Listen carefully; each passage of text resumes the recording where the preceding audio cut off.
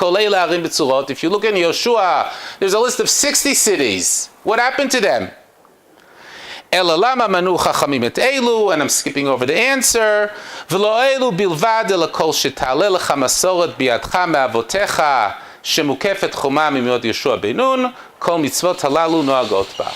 right, the list isn't a complete list. All the cities which you happen to know were Kadosh from the time of Yeshua are still Kadosh till today, even though they weren't re-sanctified. Conclusion: this position is Kedusha Rishona, Kisha L'Shaita, V'Kisha L'Tad Lavo. So this is one very basic question and one very basic machloket. What happens to the Kedusha of Yoshua bin Nun, of Beit Rishon? When Beit HaMikdash and Eretz Yisrael were destroyed, did that Kedusha evaporate or not? And we paskin actually, most of the poskim paskin, that indeed Kedusha Rishona evaporates, and today we only have to worry about Kedusha Shniya. So now actually, if I go back to that original sugya that I quoted about Harbe Krachim, that Yoshua captured, but Olei Bavel didn't capture, we have a third conclusion from that sugya, a more practical conclusion. Today, if you want to know where Shemitah applies, what you have to check on the map is not the original borders of Beit Rishon. You don't go to Tanakh to see what Yoshua captured, but you go rather to Ezra and Nehemiah and see what they captured. And those are the borders today which are Shemitah, which lend themselves to Shemitah. For example, according to most opinions, Eilat today is really outside of the borders. It's Eretz Yisrael, we protect it, we pay Ma'am there. No, we don't, but it's part of Eretz Yisrael, but Shemitah doesn't apply there. I remember we had a very funny story. His dernikim in the army are always a bit problematic.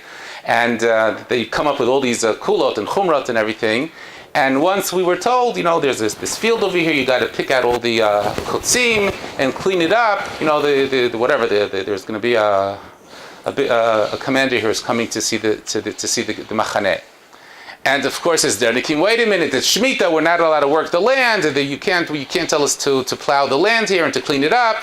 And they were very upset until they called up the Rav Rashi, and he said, "What are you talking about? This is Eilat. There's no Kedushat Haaretz here. Get to work."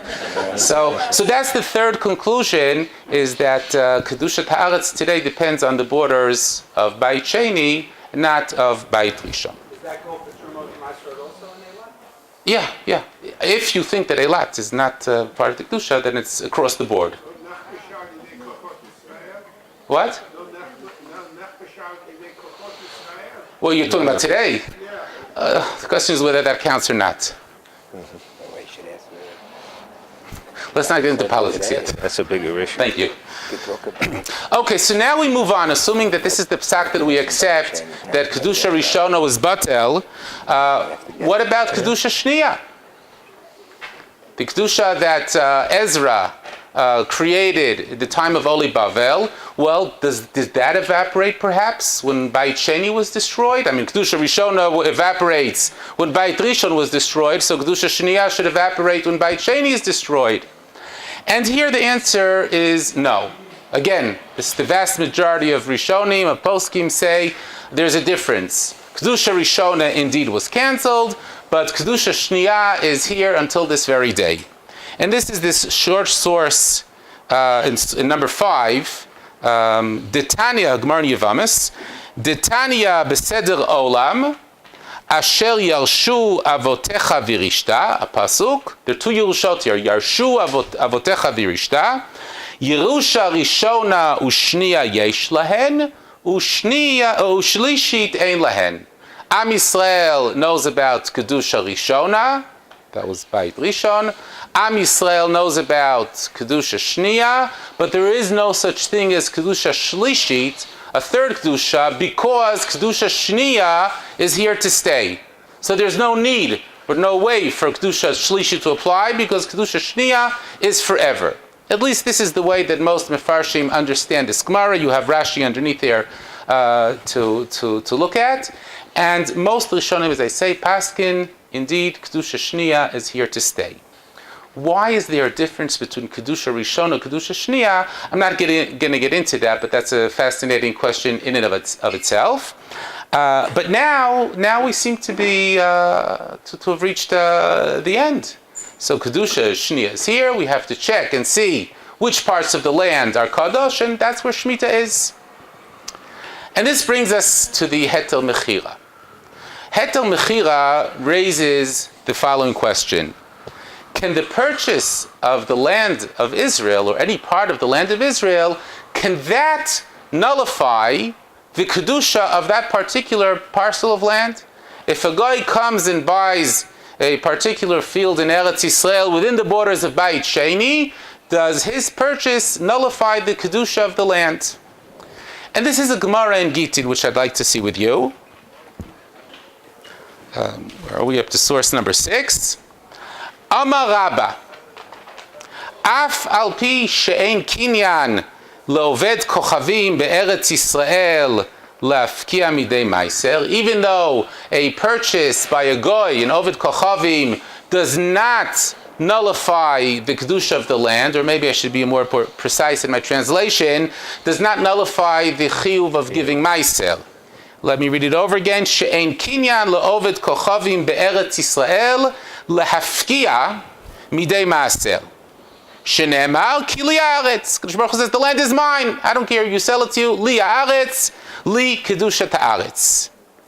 Aval yesh kinyan le'oved kochavim be'eretz Yisrael lachfor ba'borot shechinu me'arot. If a guy buys the land, you can dig, you can build, and the kedusha remains. Shenemar hashamayim shamayim l'Hashem v'haaretz natan livnei adam. Rab Lezer disagrees. Rab Lezer Amar, the reverse. Af al pi sheyesh kinyan le'oved kochavim be'eretz Yisrael la'afkia midei meiser. A guy indeed has the ability to nullify the kedusha of the land by merely purchasing the land. That does happen, but he doesn't have the right to actually dig or build on the land. So these are really two opinions, Rab and Rab Lezer. Does the purchase or the sale of land in Eretz Yisrael to a goy, does that nullify the Kedusha? So had we paskined like Rab Lezer, we might have had a simple, although not very pleasant, solution for Shemitah. You sell your land to the goy for Shemitah. I mean, we sell our chametz for a week, so you sell the land for a year, and there's no Kedusha in it, and this is how we solve all the challenges of Shemitah. The only problem is that we don't paskin like Reb Lezer. The vast majority paskins like Rabbah, which means that the kinyan does not nullify the Kedusha. And here in a parenthetical remark, and this is why I corrected myself before, I mean, the Gemara talks about Meiser, in particular, later on it talks about Bikurim as well, and one perhaps could have suggested, well, maybe there's a difference. Maybe the whole discussion in the Gemara is about canceling the Kedusha for Meiser, but everybody agrees that the Kedusha for Shvit is canceled, or the reverse, or not canceled. Maybe we can start differentiating between different types of Kedusha. There's the Kedusha of the land for Shemitah, there's the Kedusha of the land for Meiser, for Bikurim, for Chala, and then we could perhaps work ourselves around these things, but I don't want to get into that discussion, at least not at this point. So if we paskin like Rabbah, so what are we talking about? What's this Heter Mechira business? Rabbah says that selling the land does not help. So what are we doing here? So we go on in the Gemara a little bit more. Because the Gemara later on challenges both of these opinions, Rabbah and Reb Lezer, from different Baraitot. And one of the Baraitot later on challenges the opinion of Rabbah. And let's see what he says.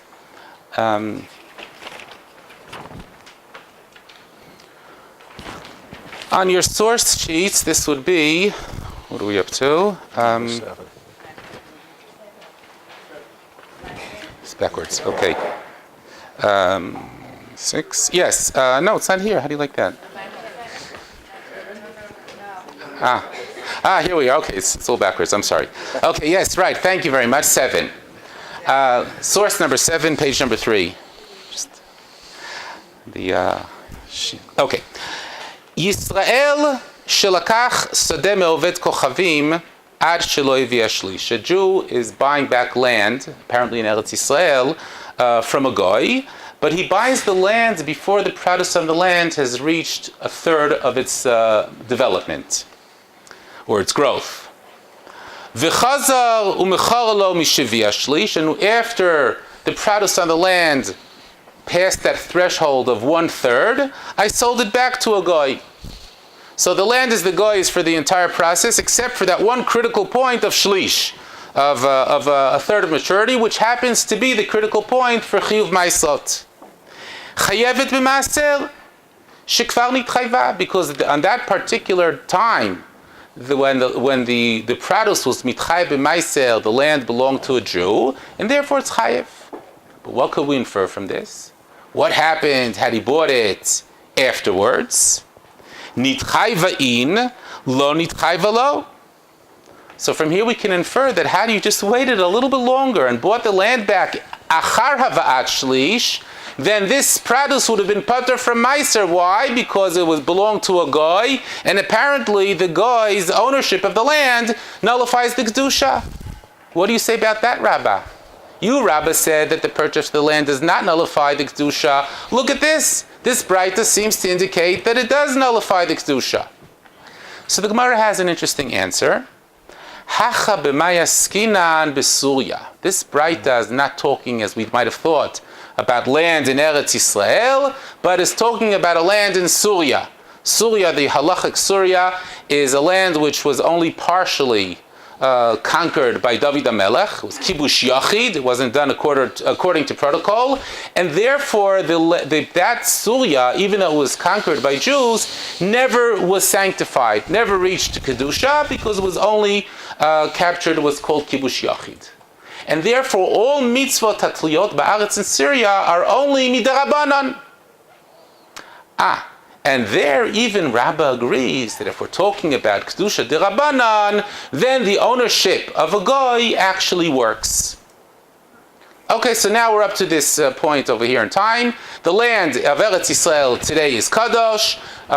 Buying land by a goy does not nullify the kedusha, but had the kedusha been midirabanan, then we would have been able to nullify it.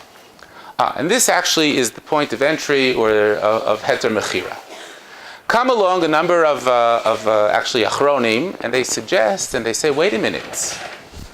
The kedusha of Shvit today in Eretz Yisrael, at least according to Rebbe, is only derabanan.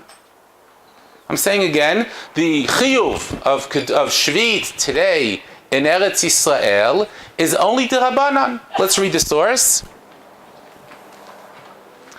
Source number 8. Amar Abaye, this is a different sugya.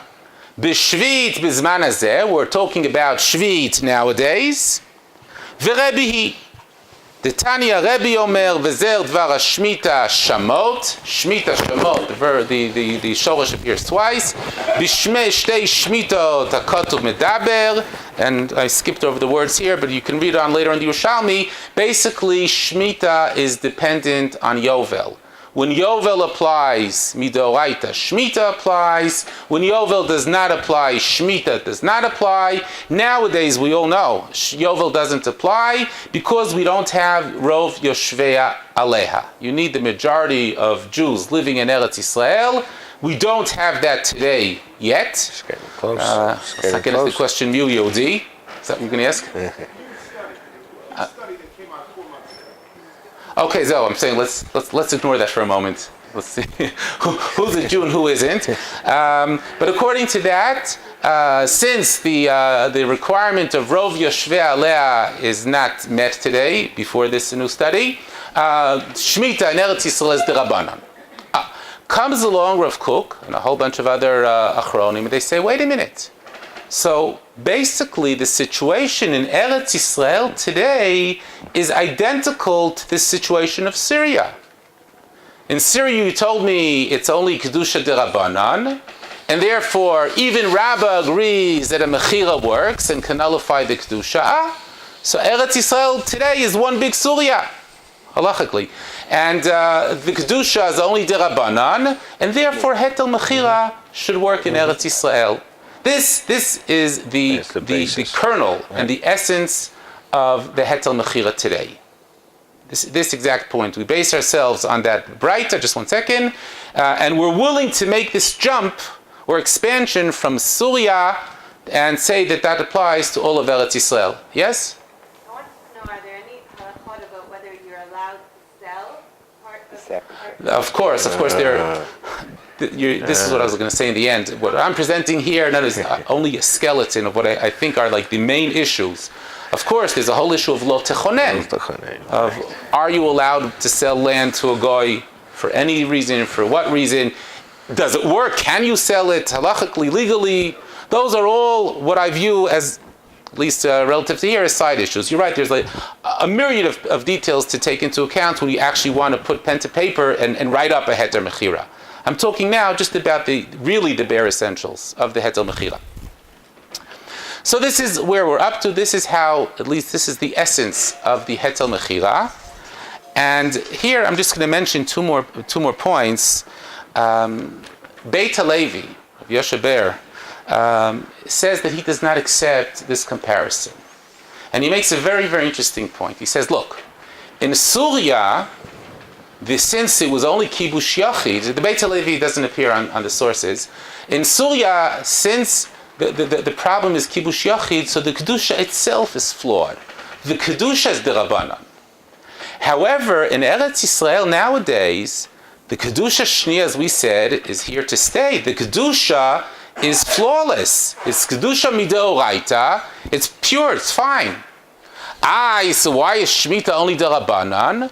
For what seems to be a technical detail, because we compare Shemitah to Yovel.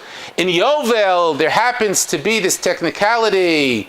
Yovel hi lekol yoshvea, you need rov yoshvea alea. That technical requirement is not met with, and therefore lemaise Yovel doesn't hold, and therefore Shemitah doesn't hold, but the land is still kadosh.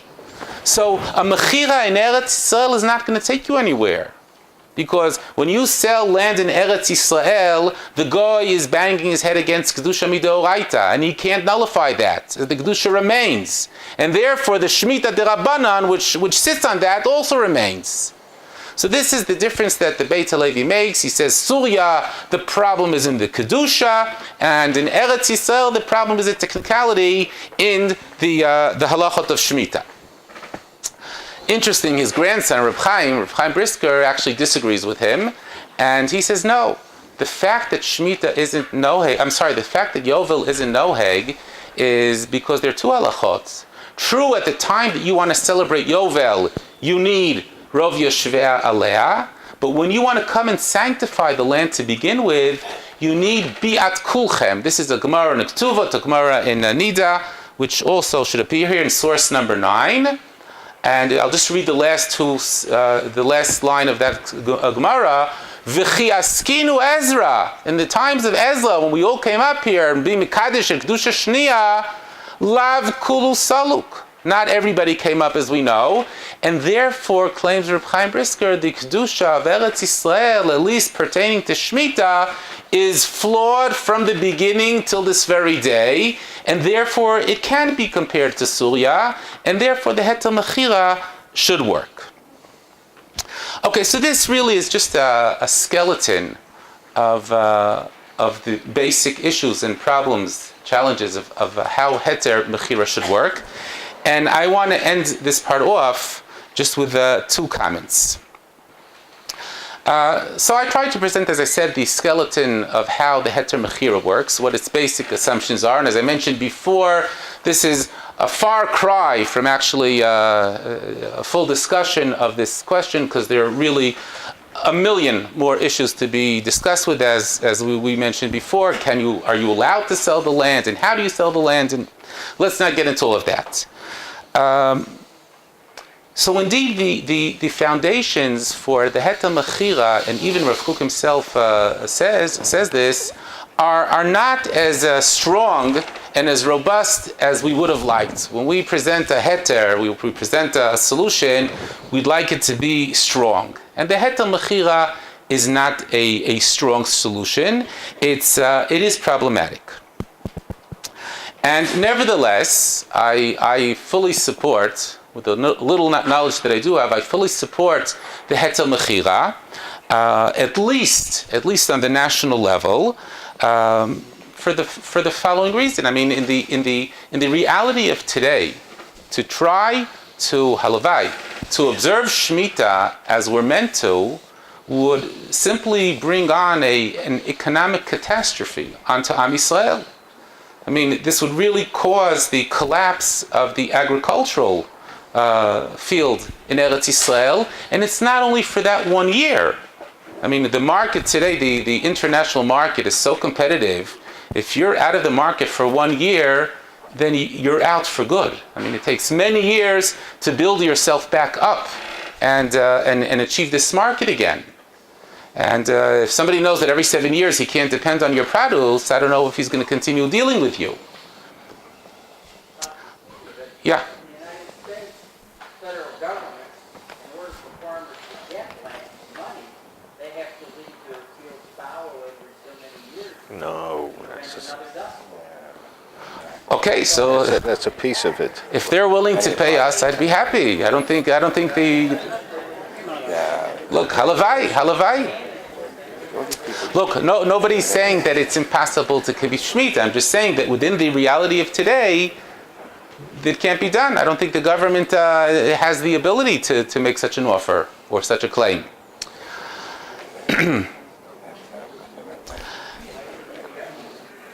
So what really here is at stake, is the economic strength of Medinat Yisrael. So we have our desire to keep Shemitah on the one hand. We have this consideration, the economic strength of Medinat Yisrael. And the question is, do these bichlal compete or compare? I mean, we know there are many considerations halacha, which halacha does take into account.